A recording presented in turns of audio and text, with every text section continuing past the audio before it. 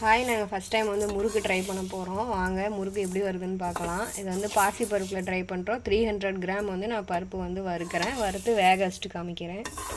பருப்பு வந்து வேக வச்சுட்டேன். வேக வச்சு அரைச்சிருக்கேன், காட்டுறேன். இந்த மாதிரி நைஸாக வந்து அரைச்சி எடுத்தாச்சு. இப்போ இதில் நம்ம அரிசி மாவு போட்டு பிணையலாம்.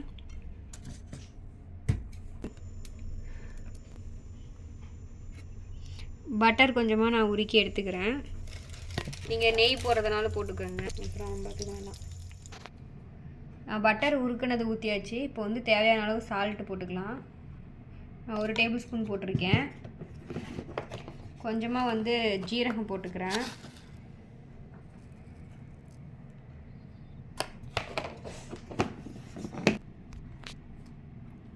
கருப்பு எள்ளு கொஞ்சம் போட்டுக்கிறேன்.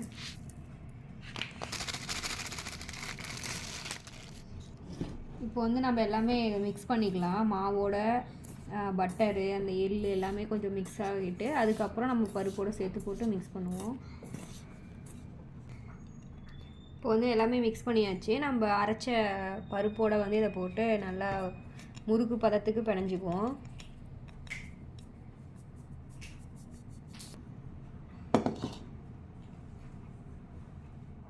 நாங்கள் மாவு எல்லாமே மிக்ஸ் பண்ணியாச்சு. உப்பு எல்லாமே செக் பண்ணிட்டோம், கரெக்டாக இருக்குது. இந்த பதத்துக்கு மாவு இருக்கணும். பார்த்திங்கன்னா சப்பாத்தி மாவு மாதிரி இருக்கும்.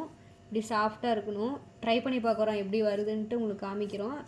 இதை வந்து கொஞ்சமாக முறுக்கு பிடியில் போட்டாச்சு.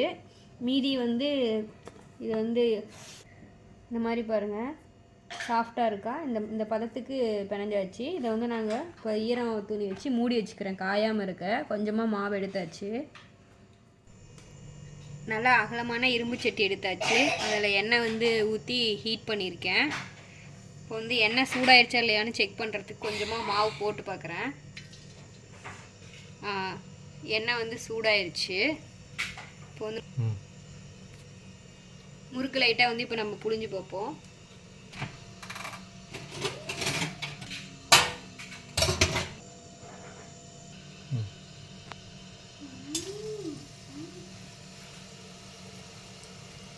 முறுக்கு போட்டாச்சு.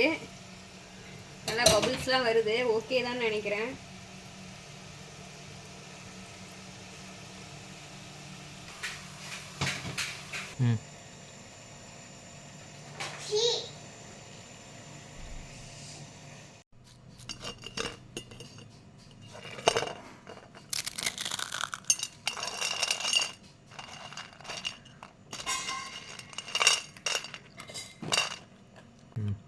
நாங்கள் சக்ஸஸ்ஃபுல்லாக முறுக்கு சுட்டுட்டோம். அங்கே பாருங்கள், நல்லா வந்திருக்கு. நீங்களும் ட்ரை பண்ணி பாருங்கள்.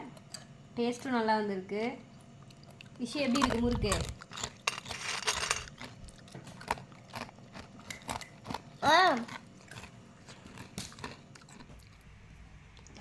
ஒரு வழியாக நாங்கள் முறுக்கு சுட்டுட்டோம். இந்த குவான்டிட்டி வந்திருக்கு. நாங்கள் பாதி பருப்பு தான் செஞ்சோம்.